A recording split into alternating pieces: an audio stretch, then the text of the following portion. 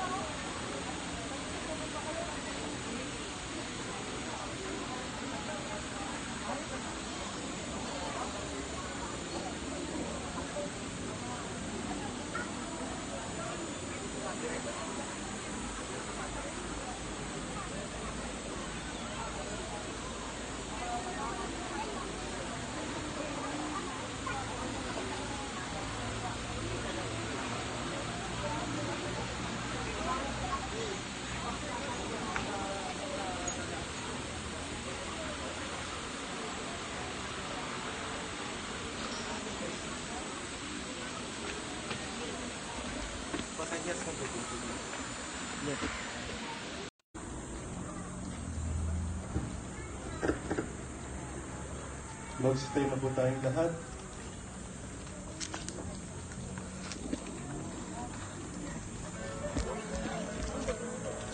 Ama, ng Anak, ng Espiritu Santo, Amen. sumainyo ang Panginoon. At sumayo rin.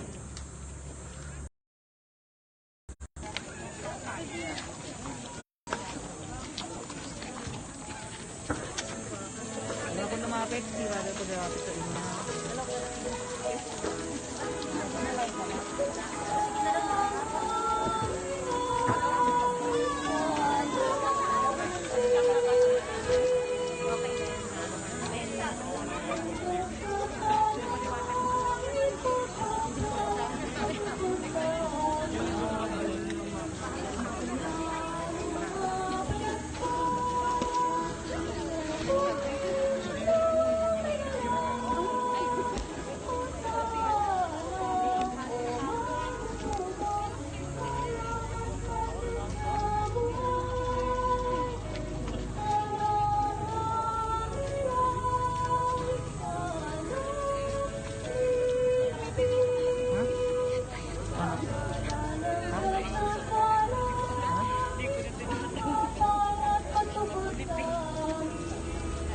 Sumainyo ang Panginoon.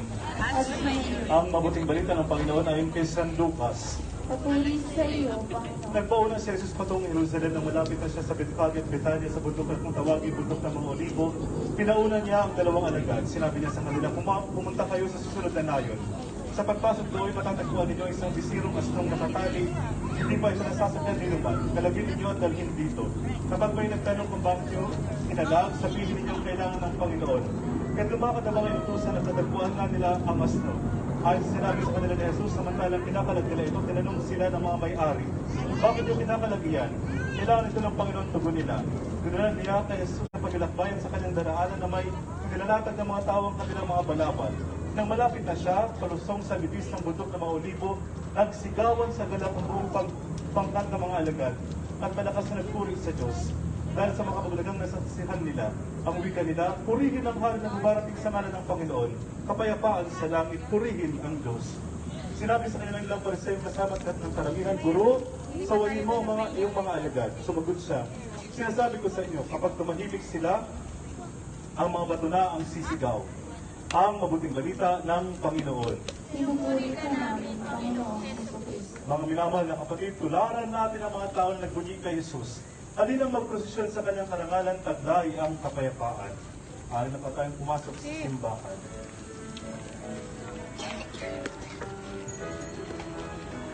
Ha?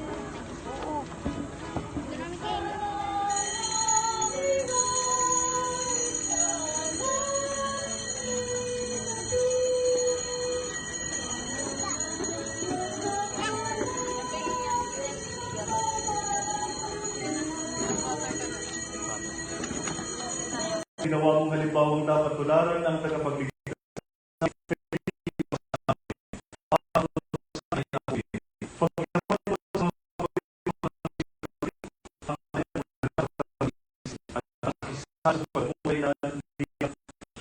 Sa pamagitan niya, kasama ni Espiritu Santo, magpasawalang hanggan. Amen. Magsiupo po ang lahat at makinig sa pagpapahayag ng salita ng Diyos.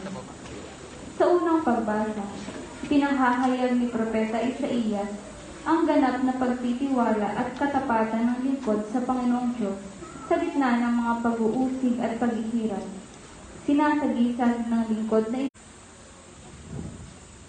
Pagbasa mula sa aklat ni Propeta Isaías.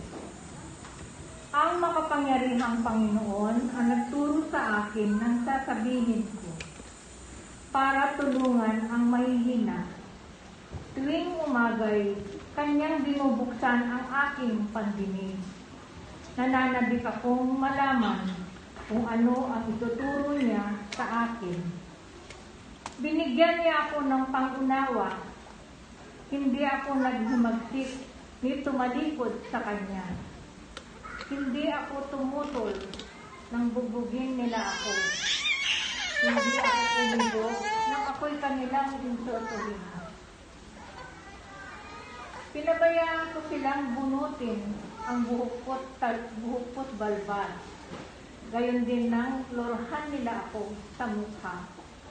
Ang mga paggustang ginawa nila ay di ko pinapansin, pagkat ang makapangyarihang Panginoon ang tumulong sa akin. Handa kong magtiis ng sampaling parang bato, pagkat aking batid na ang sarili ko'y di na mapapahiya. Ang salita ng Diyos.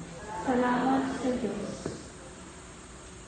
Diyos ko, bakit naman ako iyong pinabayaan? Diyos ko, bakit naman ako iyong pinabayaan? Bawat taong makakita'y umiiling nanunukso. Palibak na nagtatawat, sinasabi ang ganito. Nagtiwala sa Diyos, ngunit hindi siya pansin. Kung talagang minamahal, bakit hindi intindihin? Diyos ko, bakit naman ako iyong pinabayaan? May pangkat ng mga buhong na sa akin pumaligid, para akong nasa gitna niyong asong mababangis. Mga kamay ko at paay butas sa pakong matulis. Ang buto ng katawan ko ay mabibilang sa masid. Diyos ko, bakit naman ako iyong pinabayaan? Pinaghati-hati nila ang damit sa katawan. Ang hinubad na tunikay dinaan sa kapalaran. Huwag mo akong ulilahin, huwag talikdan, Panginoon.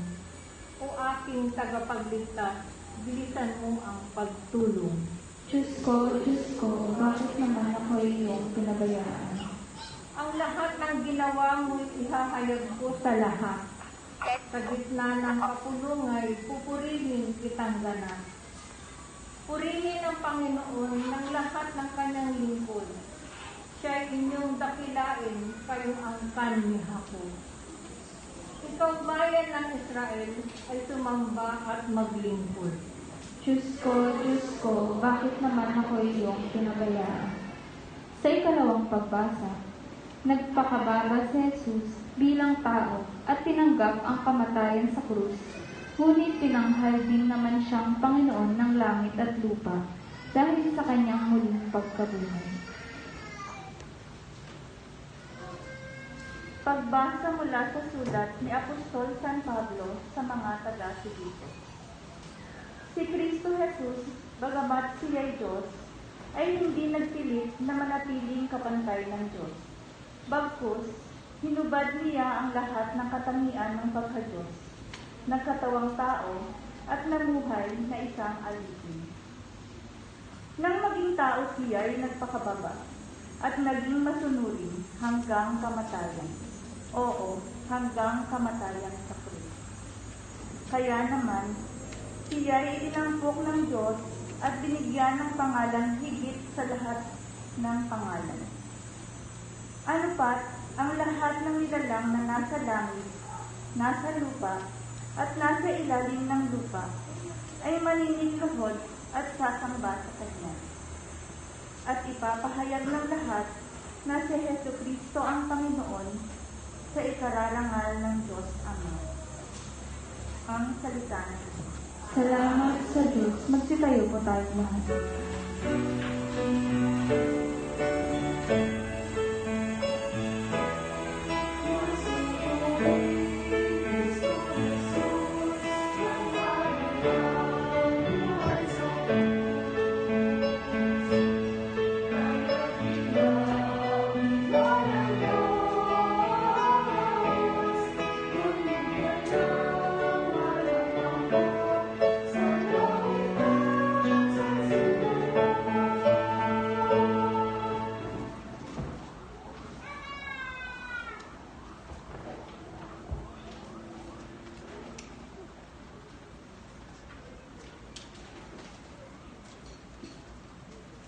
Ang pagpapakasakit ng ating Panginoon Jesucristo ayon kay San Lucas. Noong panahong iyon, tumindig ang matatanda ng bayan, ang mga punong saserdote at ang mga eskriba. Dinala nila si Jesus kay Pilato. Sinimulan nilang paratangan si Jesus. Ang taong ito'y nahuli namin nanunulsol sa aming kababayan na maghimagsik at nagbabawal ng pagbabayad ng buwis sa sasad. Pinapaniwala pa niya ang mga tao na siya ang Kristo, isang hari. Tinanong ni Pilato si Jesus. Ikaw ba ang hari ng mga Hudyo? Tumugon si Jesus. Kayo na ang nagsasabi. Sinabi ni Pilato sa mga punong saserdote at sa mga tao. Wala akong makitang kasalanan sa taong ito. Ngunit, nagpilit sila at nagwika. Sa pamamagitan ng kanyang mga tuloy, inuudyukan niyang maghimagsik ang buong Judea. Nagsimula siya sa Galilea at gayo'y narito na. Nang marinig ito ni Pilato, itinanong niya kung taga Galilea si Jesus. At nang malamang siya'y mula sa nasasakupan ni Herodes, kanyang ipinadala siya sa taong ito na noon na may nasa Jerusalem. Tuwang-tuwa ito nang makita si Jesus. Marami na siyang nabalitaan tungkol dito at matagal na niyang ibig makita. Umaasa siyang gagawa ito ng kababalaghan at ibig niyang makita iyon. Kaya't tinanong niya ng tinanong si Jesus. Ngunit hindi ito sumagot kaunti man. Naroon ang mga punong saserdote at ang mga eskriba na walang tigil ng kapaparatang kay Jesus.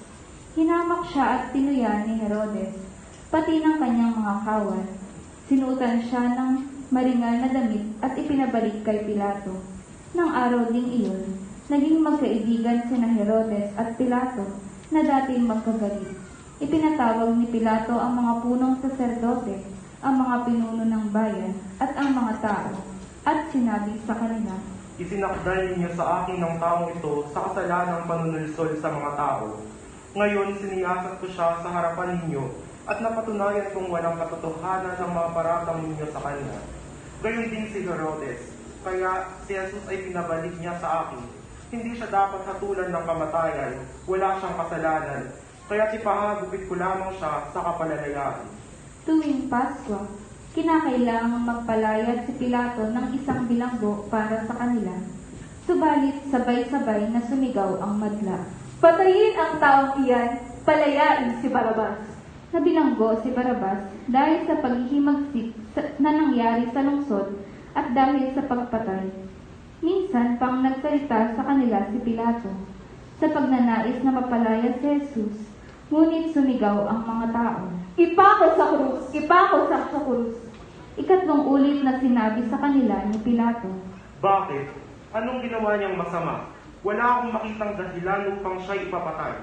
Ipahagupit ko na lamang siya at saka palalayaan. Natapwat lalo nilang ipinagsigawan na dapat ipako si Jesus sa krus at sa wakas ay nanaig ang kanilang sigaw. Kaya't ipinasya ni Pilato na pagbigyan ng kanilang kahilingan. Pinalaya niya ang taong nabilanggo dahil sa paghihimagsik at pagpatay. Ayon sa hinihingi nila, at ibinigay sa kanila ni Jesus upang gawin ang kanilang kagustuhan. Nang dala na nila si Jesus upang ipako, nasalubong nila ang isang lalaking galing sa bukid. Ito'y si Simon na taga Cirene. Pinigil nila ito at pinapasan sa kanya ang krus. Kasunod ni Jesus. Sinusundan si Jesus ng maraming tao, kabilang ang mga babaeng nananaghoy at nananambitan dahil sa kanya. Nilingon sila ni Jesus at sinabi sa kanya, Mga kababaihan ng Jerusalem, huwag ninyo akong tangisan. Ang tangisan ninyo ay ang inyong sarili at ang inyong mga anak. Tandaan ninyo, darating ang mga araw na sasabihin nila, mapalad ang mga baog, ang mga sinapupunang hindi nagdalang tao, at ang mga dibdib na hindi nagpasuso. Sa mga araw na iyo'y sasabihin ng mga tao sa mga bundok, gumuho kayo sa amin at sa mga burol. Tabunan ninyo kami, sapagkat kung ganito ang ginagawa sa kahoy na sariwa, ano naman ang gagawin sa tuyo? May dinala pa silang 2 salarin upang patayin kasama ni Jesus. Nang dumating sila sa dakong tinatawag na bungo, ipinako nila sa krus si Jesus. Ipinako rin ang 2 salarin, isa sa gawing kanan at isa sa gawing kaliwa. Sinabi ni Jesus, Ama, patawarin mo sila sapagkat hindi nila nalalaman ang kanilang ginagawa. nagsapalaran sila upang malaman kung alin sa kanyang kasuotan ang mapupunta sa isa't isa. Ang mga tao'y nakatayo roon at nanonood. Nililibak naman siya ng mga pinuno ng bayan. Sinabi nila, Iniligtas niya ang iba. Iligtas naman niya ngayon ang kanyang sarili. Kung siya nga ang Mesiyas, ang hinirang ng Diyos. nilibak din siya ng mga kawal. Nilapitan at inalok ng maasim na alak. Sinabi nila, Kung ikaw nga ang hari ng mga Hudyo, iligtas mo ang iyong sarili. naroon ding nakasulat sa ulunan ni Jesus sa wikang Griego, Latin at Hebreo, ito ang hari ng mga Hudyo. Tinaya siya ng isa sa mga salaring nakabitin na nagwika. Hindi ba ikaw ang Mesiyas? Iligtas mo ang iyong sarili, pati na kami. Subalit, pinagsabihan siya ng kanyang kasama. Hindi ka ba natatakot sa Diyos? Ikaw may pinarurusahang tulad niya. Matuwid lamang na tayo'y parusahan ng ganito dahil sa ating mga ginawa.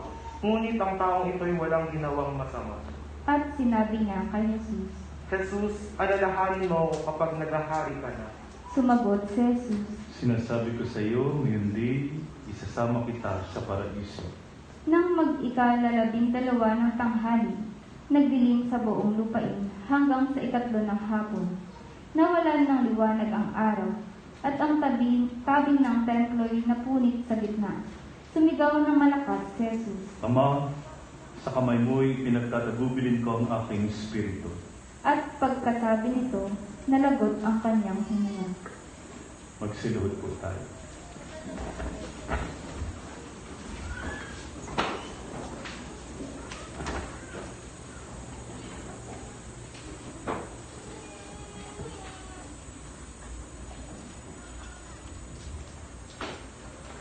Magsitayo po tayo lahat.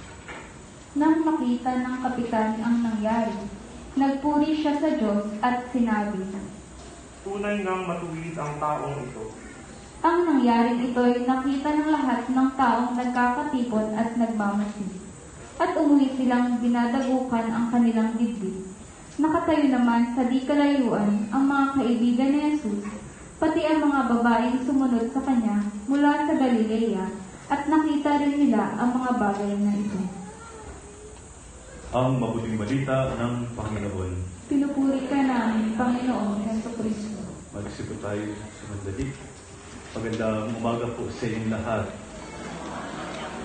Ang buong pangalan ng ating pagdiriwang ngayon bilang simula ng mga mahal at mga banal na araw ay Linggo ng Palaspas, ang pagpapakasakit ng Panginoon. So, hindi lamang ito Linggo ng Palaspas, kundi Linggo ng Palaspas ng pagpapakasakit ng ating Panginoon.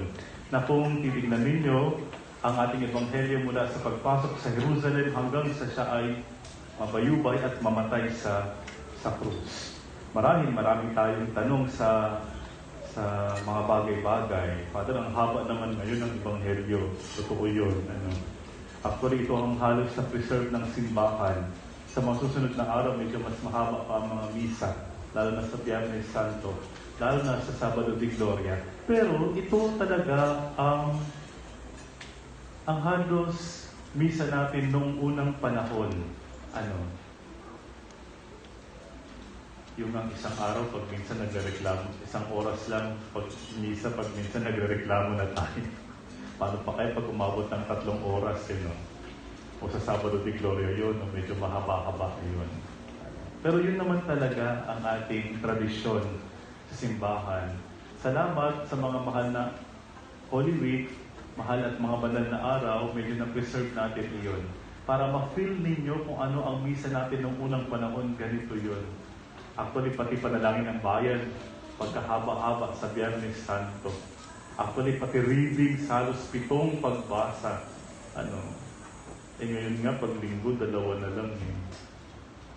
Nagkwaman pa tayo, kakamot pa tayo pag matagal na. Pag hobili ni Father, mahaba pa. Diyos ko. Konti na lang ito. And then, siguro magtatanong din kayo, ano pa ba ang itatanong natin dito?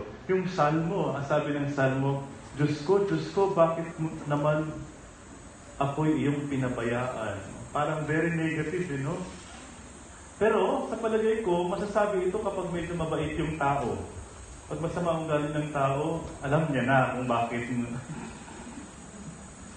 bakit parang pinaparusahan siya, o kaya pag pinabayaan siya, kasi sama ng ugali mo eh. Pero pag nagpapakabait tayo, naintindihan niyo ba? Pag wala naman tayong kasalanan, di ba? Tapos, pero may problema pa rin tayo, nasasaktan pa rin tayo. Bakit ganun? So, bakit kaya? Huwag niyong kakalimutan siya rin, wala rin siyang kasalanan. Hindi lang siya basta iniwan, pinatay siya ng sistema.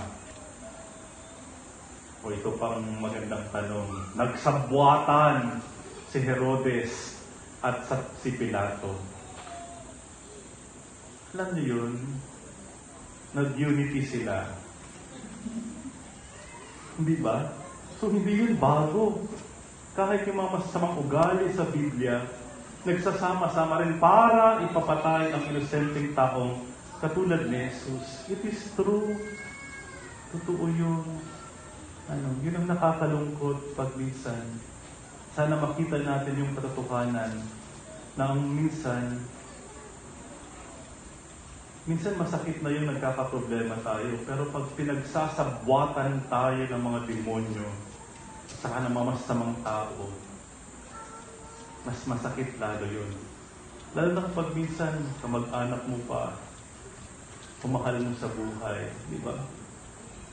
Tapos nakadapa ka na, inaapakan ka pa. Nakakalungkot yun. Dito, sa Biblia, sabi, sa araw na iyon, naging magkaibigan si Herodes. Can you imagine? Yung pag minsan sinisigaw ng nanay mo sa'yo, Herodes ka! At saka si Pilato. Masasama ang karakter ng mga ito sa Biblia. Pero nasa matataas silang pwesto. Sa gobyerno sila. At makapangyarihan. At yun nga, naging magkaibigan sila. Pero marahil, isa pang itatanong natin ay, ba't ba nangyari ito, Father? Bakit nga ba? Naalala ko pag linggo ng palaspas, yung aking, naalala niyo ba yung kwento kong naglakad ako mula Apalit, mula Kalumpit, Bulacan, hanggang Agood, La Union? Naalala niyo ba? Naglakad ako noon 5 araw at 5 gabi. May tama si Father. Lakad-lakad lang. Kaya huwag yung tutularan. Lakad-lakad din ka dyan. Huwag yun. Bakit ko ginawa yung programang iyon bilang seminarista? Sa aking reflection, para bagang gusto kong makita ng mabuti ang aking sarili sa harapan ng wala. Sa harapan na kung saan, o kaya sa gitna na kung saan, wala akong mahawakan, kundi ang Diyos lang. Naintindihan niyo ba? Yung bang pati inumin mo, pagkain mo, tutulugan mo, security mo, Bahala na. Ayun. Kasi marami sa ating ganun eh. Na-realize ko na paano ako mag-homily kung secured naman talaga ako. Samantalang yung mga nagsisimba eh, kinabukasan eh, halos wala silang pangkain. Yung mga bagay na ganun. Sa palagay ko, gusto kong maranasan yun. Isang grasya yun sa isang pari. Na isang araw, o 5 araw, wala siyang mahawakan kundi ang Diyos lang sa kanyang buhay. Na pwede sa mga pagkakataon na yun, mapagtripan ako at hablutin, wala na, hindi na tayo nagkita niyan. Pero sa awa ng Diyos, nagkita pa rin tayo. This was long time ago. Siguro ay mahigit halos 10 taon na yung nilakad kong iyon. Naalala ko yun kasi ganito rin yun, panahon ng palaspas. Just to give you a story. Nung Sabado ng gabi iyon, kumatok ako sa isang simbahan. Pinatuloy ako agad ng pari. Tapos sabi ng pari, dito ka matulog. Alam niyo pa saan ako natulog? Sa isang chapel na kung saan nandoon ang tabernacle. At doon nagdarasal kapag nandun naka-expose ang Blessed Sacrament. Yung walang halos pumupunta doon, alam niyo naman, hindi naman tayo nagdadasal palagi. Hindi tayo pumunta sa simbahan para mag-visit ng ganun pag minsan ng Blessed Sacrament Chapel. Kaya ako lang ang nandoon. Akala niya mahihiya ako. No? Hindi ako nahihiya kasi wala akong tutulungan iba. So kapiling ko naman si Jesus at saka aircon yun. Jackpot. Kaya ang saya-saya ko nung gabing iyon sapagkat nakatulog ako sa aircon kasama si Jesus sa Blessed Sacrament Chapel. Kinabukasan, ang dami ng tao, linggo ng palaspas. Pagkatapos ng misa, iika-ika na akong uling naglakad papunta sa Agoo, La Union. Udi, ang gusto kong sabihin sa inyo, tinahak ni Jesus ang daan na kung saan nahirapan siya, sinaktan at pinatay. Ipaalala niyo ng mabuti sa mga pagkakataong down na down tayo. Yung parang iniwan ka ng lahat. Yung sinaktan ka ng mabuti, dinurog ang puso mo. Minahal mo naman. May mga hugot din. Pero ganun pa rin ang nangyari. Sasabihin ni Jesus, habang nakabayubay sa krus, Diyos ko, bakit mo ako pinabayaan? Mukhang very negative. But it's not true. Because actually, this psalm, buong-buo yan. Sabi nila, yun na lang ang nabanggit ni Jesus. Kasi nga nakapako siya sa krus. Kayo kaya ang mag-recite ng salmo ng habang nakapako sa krus. Siguro ang nabanggit nila lang talaga ay simula na lang ng salmo. Dahil ang dulo talaga nun ay pinupuri pa rin nung nahihirapan, yung nasasaktan, ang Diyos sa patuloy na nagmamahal sa Kanya.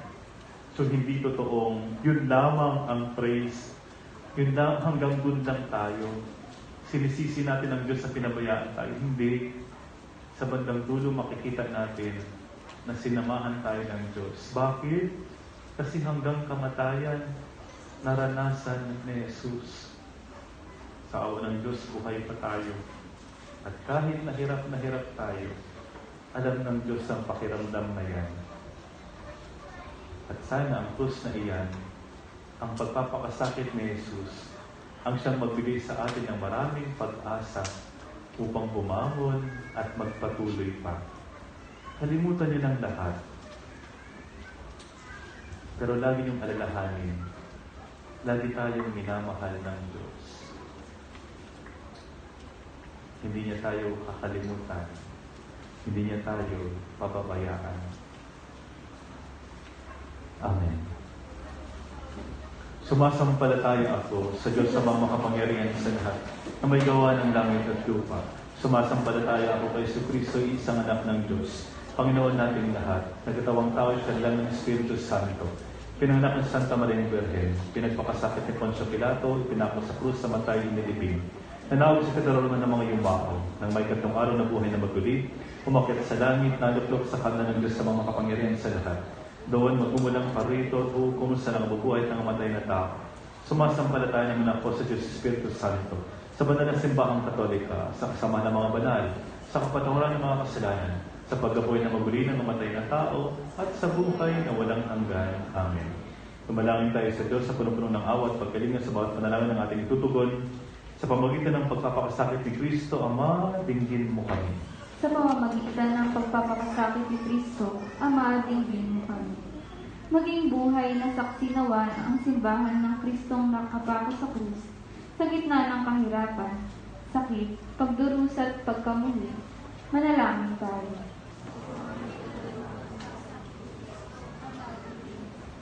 Tularan nawa ng mga nais maging pinuno ng aming bayan, si Kristong dumating upang maglingkod at hindi paglingkuran. Manalangin tayo.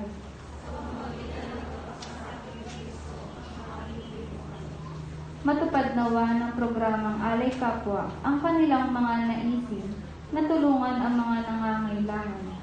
Manalangin tayo. Sa pamamagitan ng pagpapakasakit ni Kristo, Ama, dinggin mo kami. Alawin mo sa iyong presensya, O Diyos, ang mga kapatid nating pumanaw, lalo na sina Mario Flores, Rosalinda Severino Bonilla. Manalangin tayo. Sa pamamagitan ng pagpapakasakit ni Kristo, Ama, dinggin mo kami. Sa katahimikan, bagitin natin sa Diyos lahat ng ating problema sa buhay. Lahat ng pagpapakasakit natin at lahat ng ating pinagdadaan. Panalangin natin ang ating sarili.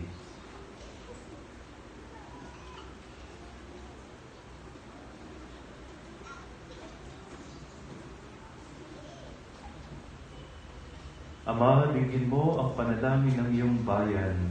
Lumago nawa kami sa pag-ibig upang ganap naming makamtan ang ganap na dulot ng pagkabuhay ni Jesucristong anak mo at aming Panginoon. Amen.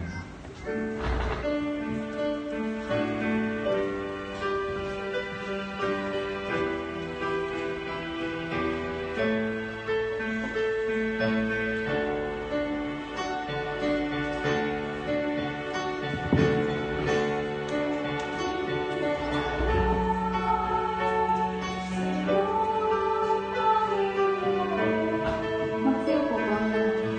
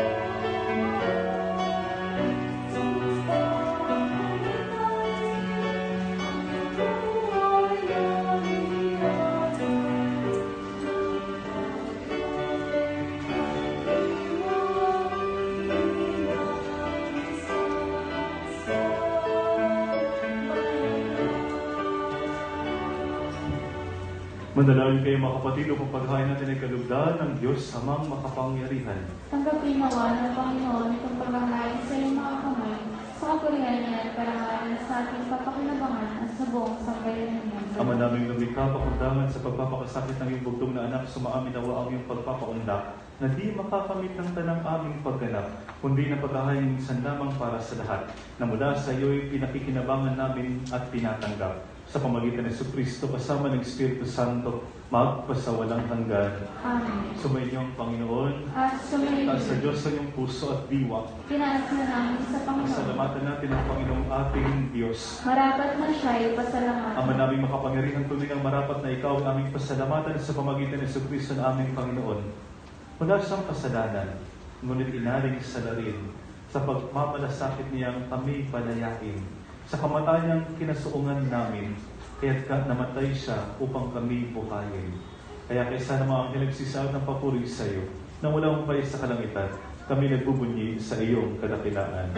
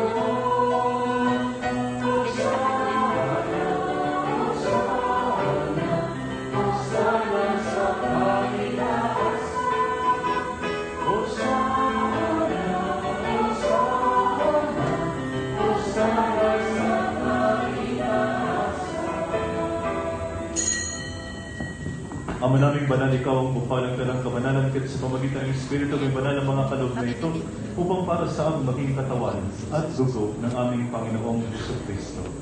Bago niya pinag-iisang pusong loob na maging handog, ginawa kanya ang tinapay.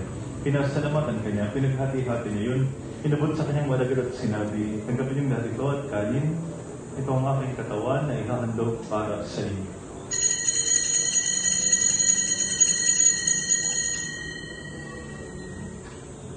Gayon din naman, matapos ang hapunan, inawa kanya ang kalis. Muli kanyang pinasalamatan. Inabot niya ang kalis sa kanyang malagad at sinabi, tanggapin niyong lahat ito at inumin. Ito ang kalis ng aking dugo ng bago at walang hanggang tipan. Ang aking dugo ay bubuhos para sa inyo at para sa lahat. Sa ikapagpapatawad ng mga kasalanan. Gawin ninyo ito sa pag-alaala sa akin.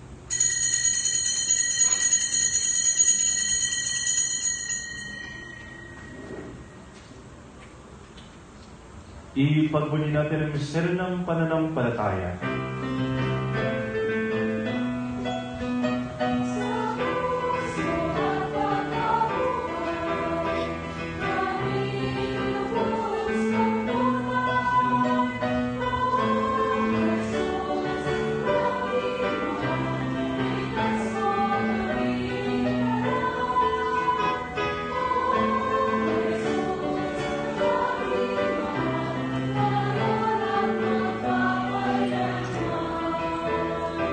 Ama, ginagawa namin ngayon ang pag-alaala sa pagkamatay at muling pagkabuhay ng anak, at tinialay namin sa iyo ang tinapay na nagbibigay buhay at ang kalis na nagkapaloob ng kaligtasan.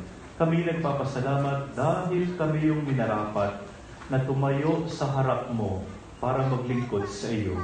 Isinasamo namin kami magsalo-salo sa katawan at dugo ni Kristo ay mabuklod sa pagkakaisa sa pamagitan ng Espiritu Santo. Ama, lingapin mo ang simbahang naganap sa buong daigdig. Pustusin mo kami sa pag-ibig kay San Francisco na aming Papa, ni Bartolome naming Obispo, at ng Tanang Kaparian. Alahan mo rin ng mga kapatid naming nahingdan na may pag-asang sila muling mabubuhay, ngayon din lahat ng mga pumanaw. Kaawaan mo sila at patuloyin sa iyong kalunagan. Kaawaan mo pagkitapatin kaming lahat na makasalo sa iyong buhay na walang wakas. Kay San Mahal na Birheng Maria, Ina ng Diyos, sa nusay na kanyang tapat ng esposo, kay San mga apostol at lahat ng mga banal, na namuhay dito sa daigdig ng kalugod sa iyo. Maipagdiunawa namin ang pagpupuli sa karangal mo sa pamagitan ng anak na aming Panginoong Jesucristo. Sa pamagitan ni Kristo, kasama niya at sa Kanya, Ang lahat ng parang papuri sa iyo, Diyos sa mga makapangyarihan, kasama ng Espiritu Santo, magpasawalang hanggan.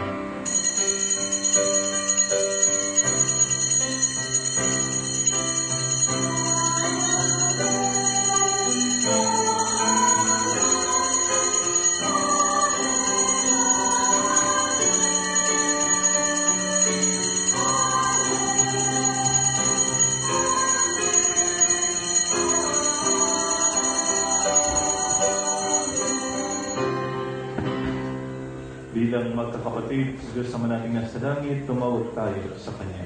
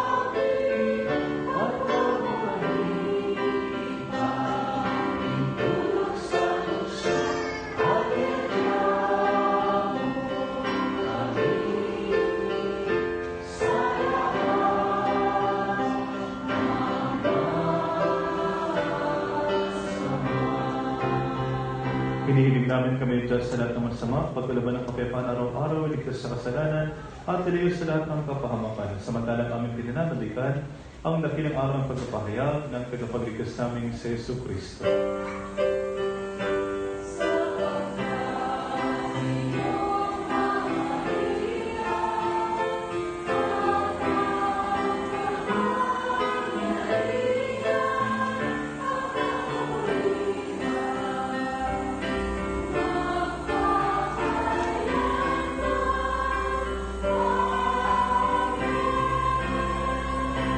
Panginoong Jesucristo, sinabi mo sa mga apostol, kapayapaan ang iniwan ko sa inyo, kapayapaan ang binibigay ko sa inyo.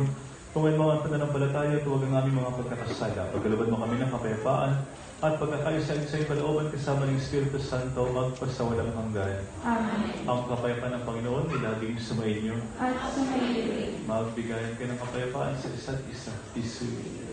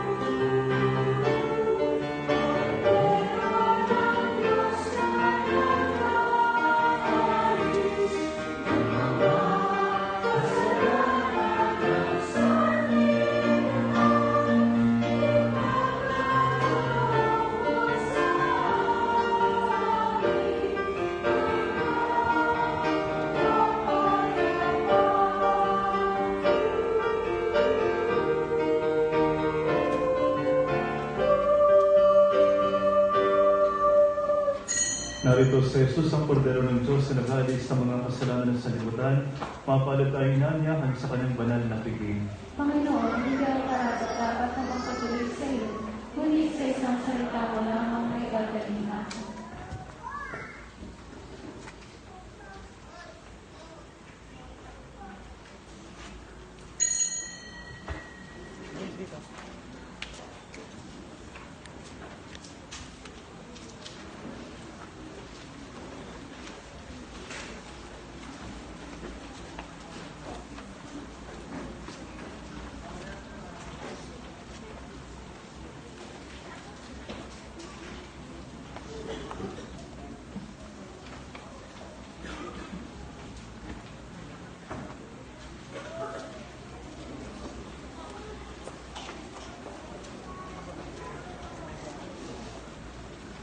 Ano, tahimik ka. Hindi ko malaki.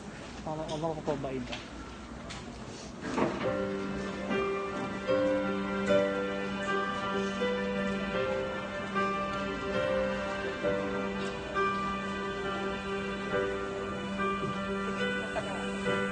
Hintay na lang natin. Ay, Jess! Jess!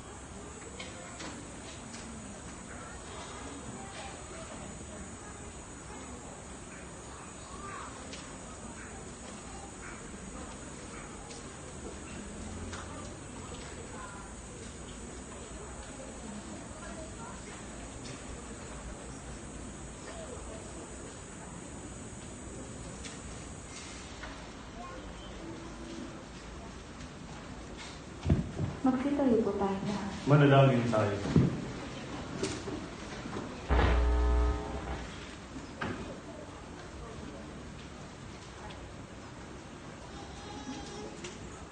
Ama namin mapagmahal, ngayon kami pinapagsalo mo sa banal na pagkinabang, kami yung pinanlingong may pag-asa sa aming sinasampalatayanan. Pakundangan sa pagkamatay ng iyong anak, gawin mong kami makarating sa aming paroonan. Pakundangan sa kanyang muling pagkabuhay, bilang tagapamagitan kasama ng Espiritu Santo, magpasawalang hanggan. Amen. Sa St. Teresa of the Child of Jesus Diocesan Shrine, ang misa po namin kapag ngayong Holy Week ay bandang hapon. Lunes Santo at Martes Santo ay alas 5 po ng hapon. Sa Miyerkules Santo po, kung gusto niyo pong mag-rekoleksyon, meron po kami rekoleksyon ng alas 3 ng hapon, nasusundan ng kumpisala ng alas 4 at misa ng alas 5 ng hapon. Sa Huwebes Santo naman po, pagdiriwang ng huling hapunan ni Jesus, ang ating pagdiriwang ay alas 6 ng gabi. Kung gusto niyo pong mag-visit sa mga repository, sa naniniwala ko lahat ng simbahan ay mayroon at mag-iglesia, bisita iglesia po kayo sa palagi ko hanggang alas 12 ng gabi. Pero ang St. Teresa po ay ganun nga, magbubukas po ang aming repository ng hanggang alas 12 ng ating gabi.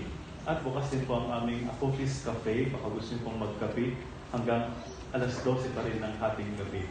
Biyernes Santo naman po ay meron kaming Station of the Cross ng alas 5 ng madaling araw at ang pagdiriwang sa hapon ay alas 3. Sa Sabado de Gloria, ang misa po namin ay alas 7 ng gabi. Magdala lamang po ng kandila at saka ng puting damit at kung gusto pong magpapaspas ng tubig, pwede pong magpapaspas sa Sabado de Gloria. Sa Linggo naman ay misa na tayo dito. Tama ba? Sige. Yan lamang po ang announcement. Sumainyo ang Panginoon. At sumayin. Magpasalamat tayo sa Diyos para sa buong linggong at sa masusunod na araw, pasalamat pa rin tayo.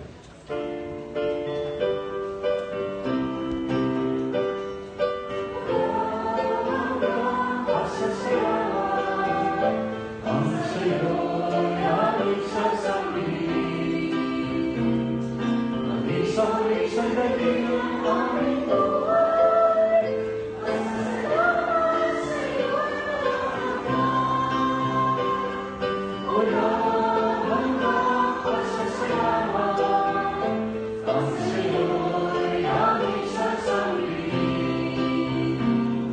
Mag-isang dating ang aming buhay, pasasalamat sa'yo, pasasalamat sa'yo, pasasalamat sa'yo, walang hanggan.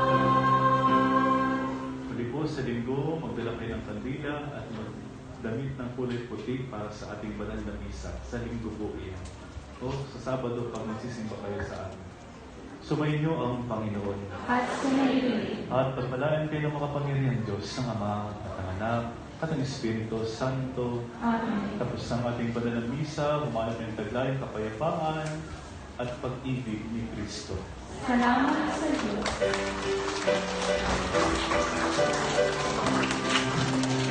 Kuya, mabilis ba ka na palaspas?